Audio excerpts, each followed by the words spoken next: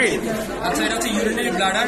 এটা হচ্ছে সম্ভবত নেওয়া হয়েছে যখন ইউরিনারি ব্লাডার ফুল ছিল, যার কারণে এটা ওভয়েড শেপ আছে, ঠিক শেপ নাই। তখন আমি বলছিলাম যে ইউরিনারি ব্লাডার ডিফারেন্ট অ্যাপেক্স আছে। অ্যাপেক্সটা কিভাবে চিনবো?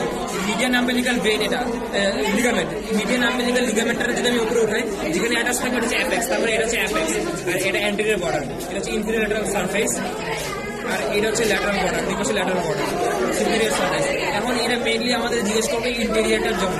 ইন্টেরিয়রটা চিনবো কিভাবে? প্রথম আমি আমার অ্যানাটমিক্যাল পজিশন এইভাবে করবো, এভাবে অ্যানাটমিক্যাল পজিশনে ধরবো, ধরার পরে বেস যেটা আছে বেসটা এখান থেকে খুলবো আমি। খোলার পরে এখানে যে কয়টা আমি ওপেনিং দেখবো, এই তো ওপেনিং গুলা, এই ওপেনিংটা হচ্ছে ইউরেটারিক ওপেনিং, যেখানে ইউরেটার ওপেন করে। এই তো ফুটা একটা, এই তো ফুটা একটা, এটা ইউরেটারিক ওপেনিং। আর সামনে থাকবে ইন্টারনাল ইউরেথ্রাল অরিফিস। এই মাঝখানে যে জায়গাটা, এটা ট্রাইগন বলে। ট্রাইগনের মধ্যে হচ্ছে কোনো মিউকোজাল ফোল্ড থাকবে না, সেই জন্য এটা বাকিগুলোর মধ্যে মিউকোজাল ফোল্ড থাকে। এতে যে মিউকোজাল ফোল্ড থাকে না, এখানে তো মিউকোজাল ফোল্ড গুলো আছে।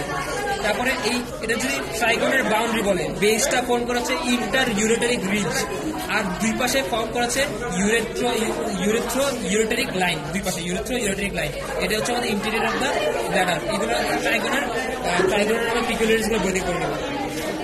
ও ইউরেটার আচ্ছা, এখানে ইউরেটার আছে, এটা ছিঁড়ে গেছে, এটা ছিঁড়ে গেছে। না, এটা না, এইটা মেন কালি গেছে, এটা ইউরেটার, যেটা দেখেছি ডেমোতে ইউরেটার ছিল।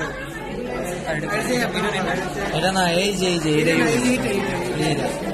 এটা না, হ্যাঁ এটা ছিল ম্যাম বলছে এটা সবচেয়ে বেশি বলছে আর ছিঁড়ে গেছে যেটা, এটা হচ্ছে ইউরেটার। আচ্ছা।